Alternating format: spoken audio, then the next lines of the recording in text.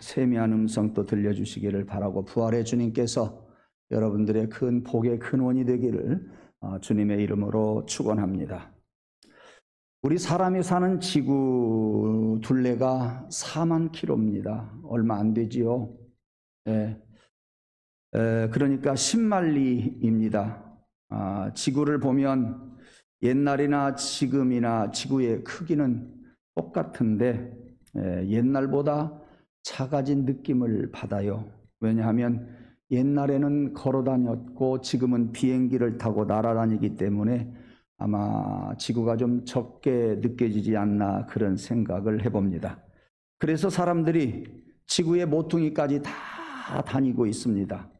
비행기가 있어서 안 가는 곳이 없어요. 그리고 여기저기 다니다가 대한민국으로 다시 돌아옵니다. 그러나 사람들이 갔다가 다시 돌아올 수 없는 곳이 있어요. 한 군데가 있습니다. 갔다가 돌아올 수 없는 곳이 어디입니까? 그것은 바로 죽음 저편입니다. 이 세상 못 가는 곳이 없지만 무덤 저편에 갔다가 온 사람은 한 사람도 없습니다. 석가모니도 공자도 무덤에 들어갔는데 지금까지 나오지 못하고 끝이 났습니다. 호랑이가 살고 있는 굴에 한 사람이 들어갔다고 가정을 해봅시다. 그런데 열흘이 지나도록 안 나와요. 그 사람은 틀림없이 호랑이 밥이 되었을 것입니다. 그러나 다른 한 사람이 호랑이가 살고 있는 굴 속에 들어갔어요. 조금 있다가 노래하면서 나옵니다. 그 사람은 호랑이를 점령하고 호랑이를 죽이고 호랑이를 이기고 나온다는 말입니다. 예수님이 무덤에서 나오셨다고 하는 말은 죽음을 이기셨다는 말입니다. 예수님이 죽음에 졌다고 한다면 석가모니나 공자처럼 지금까지 나오지 못하고 우리 기독교는 존재하지를 않았을 겁니다. 예수님은 죽음에 진 것이 아니라 사망 권세를 이기신 그러한 부활의 주님이십니다. 원수를 다 이기고 부활하셨습니다. 할렐루야. 우리 한번 따라합시다. 나도 죽음을 이기게 하소서. 나도 이길 줄로 믿습니다. 그렇습니다. 우리 예수님이 사망 권세를 무너뜨렸으니 우리도 죽음을 이길 수 있습니다. 그리고 이길 줄 믿습니다. 예수님의 부활을 통해서 우리가 전제되어야 할 것은 뭐냐? 우리 기독교 신앙에는 신비한 기적이 따르고 있어요. 신비한 기적이 꼭 수반되어 있다, 그 말씀이에요. 이렇게 기적이 뒤따른다고 하는 것을 우리는 알아야 되고 그것을 믿어야 한다는 겁니다. 저는 그래서 오늘 또 여러분에게 말씀을 드리고 싶어요. 우리 사람들의 영역이 있고 하나님의 영역이 있습니다. 육신의 영역이 있는가 하면 영적인 영역이 있습니다. 영적인 영역을 갖다가 사람의 생각으로 해결할 수가 없습니다.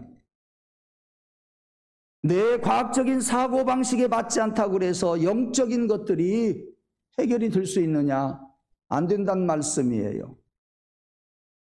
육의 것은 육의 것이요 영의 것은 영의 것이니 영의 것은 하나님께 맡기고 믿어가는 겁니다. 영의 것은 내 머리로 해결하는 것이 아니라 하나님께 맡기는 겁니다. 이것이 믿음이요, 이것이 믿음의 시초입니다. 그래서 우리 기독교 신앙은 첫째, 하나님은 살아계신다고 믿는 믿음에서 출발하고요. 두 번째, 예수님께서 나를 위하여 죽으셨다가 다시 부활하셨다고 하는 그 믿음 순간부터 예수님에 대한 믿음이 또 싹이 트고요. 세 번째는 성령께서 지금도 역사하시고 계시다고 하는 것을 내가 믿고 느낄 때에 우리의 믿음의 일이 시작이 됩니다. 그래서 오늘은 예수님이 다시 살아나셨으므로, 예수님이 다시 사심으로, 예수님이 살아나셨는데 그것이 이 땅에 주어진 메시지가 뭐냐? 예수님이 부활한 그 우리에게 주는 교훈이 뭐냐? 이것을 한 가지만 말씀을 드리려고 합니다. 그것은 부활은 정의의 힘이라고 하는 겁니다. 부활은 진리의 힘을 증명해 보이고 있습니다. 부활은 정의와 진리가 살아있다고 하는 것을 밝혀주는 것이에요. 부활은 진리와 정의가 절대 죽지 않고 다시 살아난다고 하는 이야기입니다.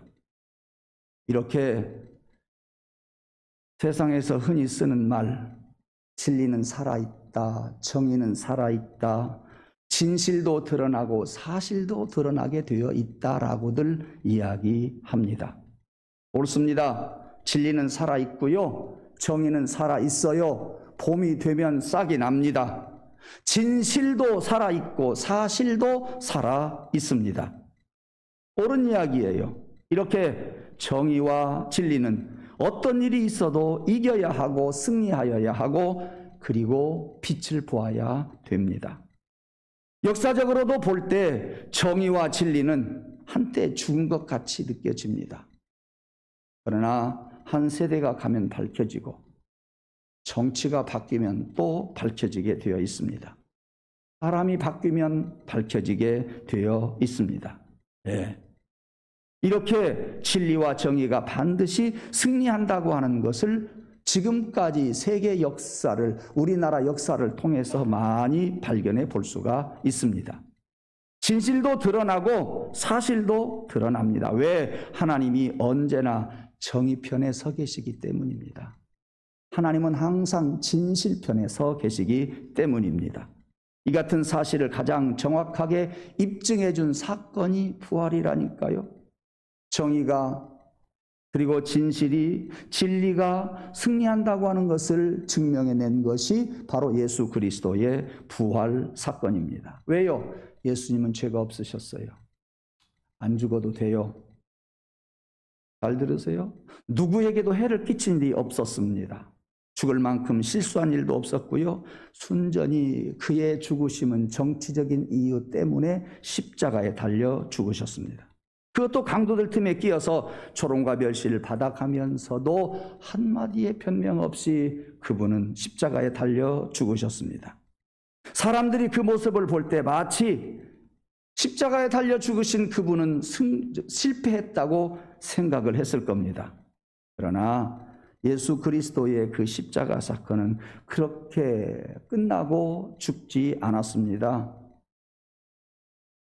죽은 후에 예수님의 시체는 돌무덤 속에 넣어졌지요. 돌무덤 속에 장사 지냈어요. 그리고 돌을 굴려서 무덤 문을 막고 로마의 병정들 하나도 아니고 둘이 굳건히 지키고 있었습니다. 아마 예수를 죽인 사람들은 마음을 놓았을 거예요. 이젠 모두 끝났다고, 잘됐다고 서로 박수를 쳤을 겁니다. 승리했다고 서로 격려도 했을 것입니다. 그런데 그 일은 이렇게 끝날 일이 아니었습니다. 세상 사람들이 어떤 일을 저지르고 또 어떤 사람을 죽이고 이제 됐다, 완전 범죄를 했다고 안도의 한숨을 쉬는 사람들이 많을 겁니다. 이렇게 해서 끝날 수가 있지라고 착각하는 사람들이 많이 있습니다.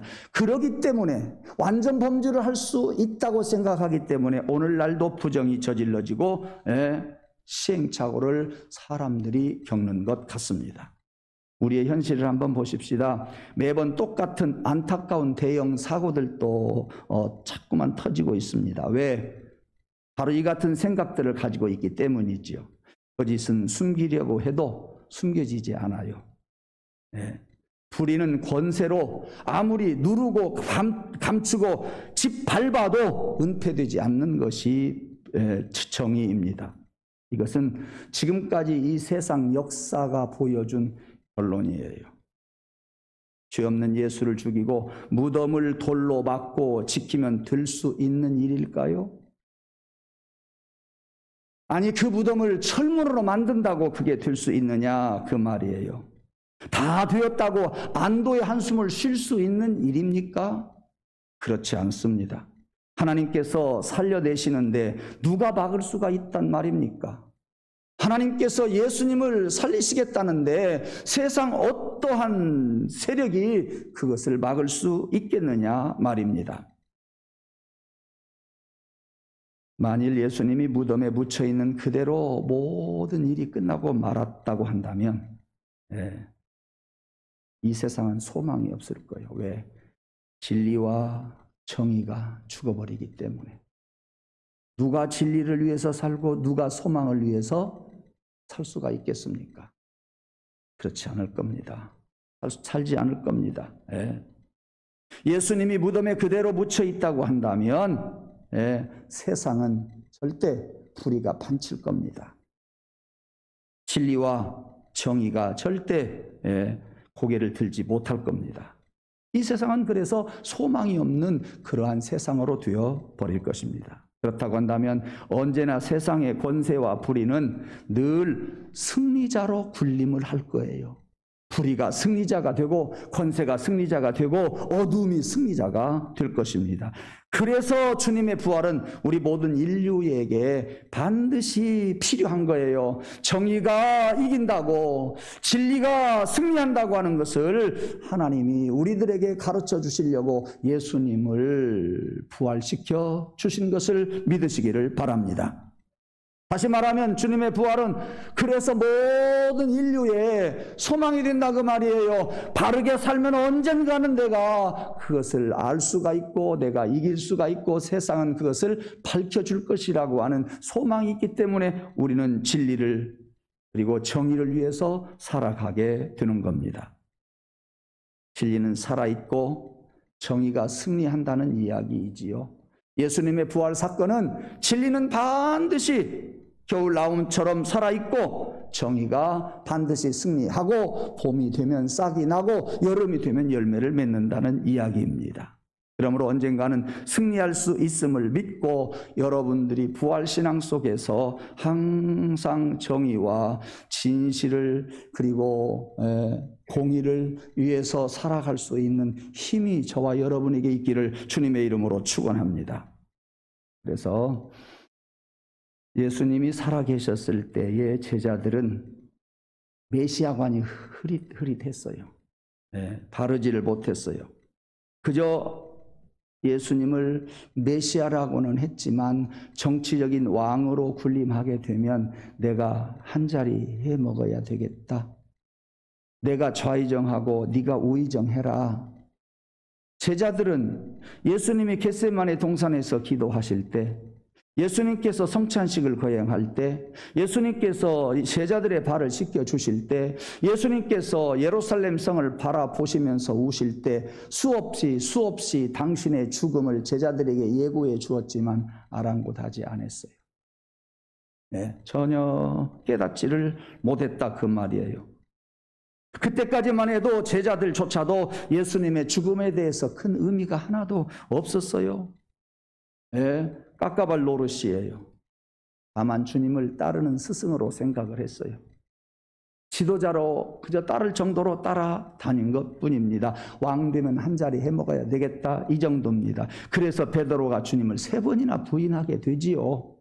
메시아관이 바랐다고 한다면 어찌 베드로가 예수님을 3번씩이나 부인을 할 수가 있단 말입니까? 한 번만 부인했으면 실수를 했다고 이야기할까 봐 베드로를 3번이나 부인하게 역사하신 것 같아요.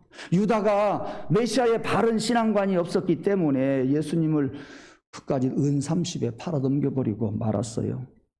겟세마네 동산에서 마지막 잡히시기 전날 밤에 제자들이 졸고만 있을 수 있었던 것은 메시아관이 바르질 못했기 까닭입니다.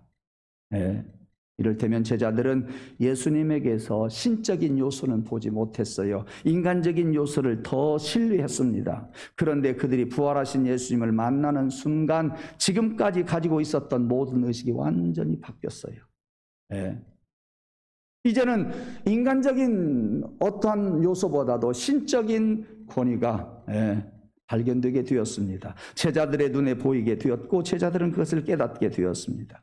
제자들은 부활하신 예수님을 만나고서야 완전한 그분이 하나님의 아들이시구나 하는 것을 비로소 알게 됩니다.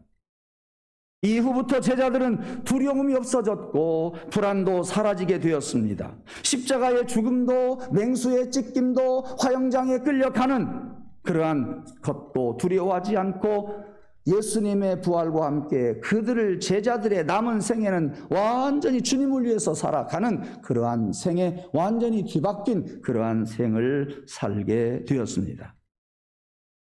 제자들이 이와 같이 어려움 속에서도 담력과 용기를 가진 것은 주님이 부활하신 것을 알고 부활하신 주님을 만났기 때문이고 그 이후부터 그래서 담력을 얻어서 그들은 살아갈 수가 있었던 겁니다. 그래서 신앙인은 부활하신 예수님을 만나야 됩니다. 그래서 저와 여러분은 부활하신 예수님을 보아야 합니다. 저와 여러분은 세상에 많은 소리들이 있지만 부활하신 예수님의 소리를 골라서 들을 수 있어야 합니다.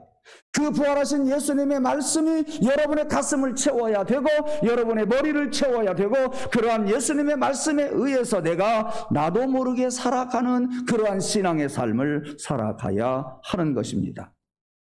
이렇게 제자들도 예수님 부활하신 그분을 만난 다음에 제자다운 제자가 되었습니다. 부활하신 예수님을 만난 뒤에 비로소 능력을 얻어서 그들은 맹수에 찢겨도 좋다, 화형장에 끌려가 사형당해도 좋다, 두려움과 불안과 공포를 모르고 주의 말씀을 전하면서 살았습니다. 예수님은 부활하셔서요, 눈 감고 안 있었어요. 죽으셨을 때는 눈 감고 계셨지만 부활하셨을 때는 눈을 뜨고 여러 사람들을 만나 주셨어요. 한번 눈 뜨고 잘 들으시기 바랍니다. 다시 말합니다. 부활하신 주님을 제자들이 만난 뒤에 그들은 담력을 얻었어요. 두려움도 불안도 사라졌어요. 맹수에게 찢겨도 좋다, 사형을 당해도 좋다 하면서 남은 생애를 부활하신 주님을 만나고 남은 생애를 주님을 위해서 살았다, 그러한 이야기입니다. 그런 힘이 솟아난 거예요. 사랑하는 성도 여러분, 이제 결론을 맺습니다. 부활하신 주님을 여러분들이 만나고 부활하신 주님의 말씀을 듣고 부활하신 주님이 보여져서 그분에게서 새로운 일을 할 수 있고 새로운 출발할 수 있는 힘을 얻으시기를 주님의 이름으로 축원합니다. 예수님의 부활은 많은 사람으로 하여금 이렇게 새 출발하게 했어요. 많은 사람들이 빈들에서 물고기 2마리와 보리떡 5개를 배부르게 먹었습니다. 그때 하나님의 아들로 그들은 믿지 않았어요. 제자들 안 믿었어요. 죽은 지 사흘 만에 무덤에서 나온 나사로를 보고도 예수님을 하나님의 아들로 믿지를 않았다, 그 말이에요. 제자들조차도 예수님이 물 가운데에서 걸어오시는 것을 보고서도 예수님의 신적인 모습은 보지를 못했습니다. 하나님의 아들인 것을 인식을 못했다, 그 말이에요. 예수님의 동생들조차도 예수님을 믿지 못했습니다. 그런데 주님의 부활은 새 출발의 기점이 되었다. 부활하신 주님을 만나고 나서 이제는 그들이 새 힘을 얻게 되었다. 엠마오로 가던 제자들이 부활하신 주님을 만나면서 신앙관이 바뀌게 되었고 그 제자들이 주님을 위해서 살다가 순교를 합니다. 주님의 동생 야고보는 부활하신 예수님의 모습을 보고서야 무릎을 꿇고 하는 말, 주여 어찌하여 나를 이처럼 사랑하시나이까? 라고 회개를 합니다. 바울도 부활하신 예수님을 만난 다음에 핍박했던 그가 예수를 전하는 자가 되지 않았습니까? 완전히 180도 달라졌습니다. 이것이 어찌 개인뿐이겠습니까? 부활하신 주님을 만나고 나서 수많은 가정들이 이방 종교에서 예수를 믿는 가정이 되었어요. 수많은 민족들과 나라들이 주님께로 돌아왔습니다. 수많은 기관과 단체들이 예수님을 다시 알게 되고 예수님을 다시 따르게 되었습니다. 이렇게 예수님의 부활은 이 땅에 강력한 힘을 주십니다. 능력을 주십니다. 새 힘을 주십니다. 소망을 주십니다. 예수님의 부활은 이와 같이 힘과 능력과 소망을 우리들에게 메시지로 계속 던져주었고 앞으로도 던져줄 것이고 계속해서 우리에게 힘을 줄 줄로 믿습니다. 사랑하는 성도 여러분, 무덤에 들어갔다가 나오신 분은 이 세상에 오직 한 분 예수 그리스도밖에 없지요. 공자의 제자들은 자기 선생님의 무덤을 자랑합니다. 마호메트 제자들도 자기 교주의 무덤을 자랑하고 있습니다. 그러나 우리 기독교 성도들은 예수님의 빈 무덤을 자랑하고 있습니다.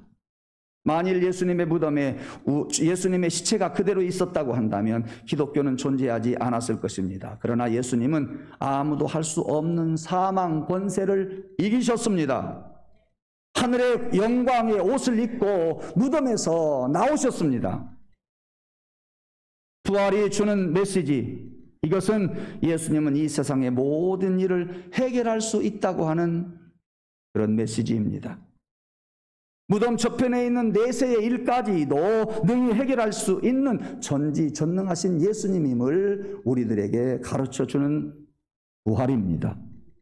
인간들 전체가 모여서 힘을 합해도 해결할 수 없는 그런 일이 있습니다. 그것이 무엇입니까? 그것은 죽음입니다. 사망은 인간이 절대 해결할 수가 없습니다. 오로지 예수님이 사망 권세를 이기시고 부활하셨기 때문에 적어도 죽음과 사망은 예수님만 해결할 수가 있습니다. 그 외에도 우리의 스스로 해결할 수 없는 일들이 많이 있지 않습니까? 그래서 해결할 수 없어서 안타까워하고 덜푸덕 주저앉아서 울고, 그리고 하나님 앞에 우리는 기도합니다. 그것은 우리 안에 많이 있지요. 거짓도 내가 마음대로 해결 못합니다. 어두움도 질병도 해결하고 싶어도 잘 안 됩니다. 자존심과 미움과 시기와 질투가 내 속에서 사라진 줄 알았는데 아직 우리가 해결을 하지 못합니다. 사탄과 죄악과 그리고 자존심, 악마, 이런 것들이 우리 속에 도사리고 있으면서 나의 발목을 꽉 붙듭니다. 나를 자꾸 좀먹게 만듭니다. 육으로 흘러가게 만듭니다. 영으로 흘러가지 못하도록 합니다. 나를 자꾸만 영을 죽이고 육을 죽입니다. 이것들이 여러분들의 발목을 잡는 원수들이란 말이에요. 여러분의 원수는 여러분이 미워하는 그 어떤 사람이 아니라 어두움이 우리의 원수라 그 말이요. 질병이, 악마가 우리의 원수라 그 말이요. 거짓과 질투가, 사탄이 우리의 원수라 그 말씀이에요. 그러므로 부활의 주님을 여러분들이 생각하고 사망 권세를 이기신 그분에게 우리의 여러 가지 원수들을 다 맡기십시다. 사망도 이기셨으니, 사망 권세를 깨뜨리고 부활하셨으니 우리는 주님의 손 붙잡고 주님의 도움 받아서 나를 발목 잡고 있는 여러 가지 말 못하는 원수들, 그거 다 물러가기를 주님의 이름으로 축원합니다. 예, 원수를 다 이기고 우리 주님께서 부활하셨기 때문에 우리는 그분을 의지하고 그분 손잡고 가시고, 그러면 원수를 이기고 우리는 승리하면서 살게 될 줄로 믿습니다. 자기에게 속한 모든 성도들의 문제를 해결해 주시려고 우리 주님은 부활하셨습니다. 그리고 영생을 주신다고 하는 보장으로 부활하셨습니다. 그러므로 우리도 나를 묶어놓고 죽이려고 하는 원수들에게서 예수님의 이름으로 나옵시다. 나를 붙들어 놓는 원수들 예수의 이름으로 뿌리치고 거기에서 나오십시다. 주님이 도와주실 줄로 믿습니다. 기도하겠습니다. 하나님, 예수님의 부활 사건이 그 옛날 사건으로 그치지 않고 나의 원수들이 많이 있습니다. 거짓도, 어둠도, 질병도, 악마도, 자존심도, 미움도, 시기도, 질투도, 여러 가지 그것들 우리의 원수들임을 저희들이 느낍니다. 이런 것들을 이기고 그리고 죽음에서 부활하신 주님, 우리들도 주님 의지하고 부활신앙 가지고 나의 발목을 잡고 나의 원수가 되는 그 못된 것들, 내 속에 그래서 내가 괴로워하는 그 못된 것들 다 이기게 하여 주시옵소서. 우리 사랑하는 성도들 가정에서도 원수들 다 이기게 하시고 일터에서도 그 원수들 다 이기게 해 주옵소서. 우리의 힘으로는 아니 됨을 저희들이 깨닫습니다. 성령님 같이 하여 주시옵소서. 예수님 이름으로 간절히 기원하옵나이다.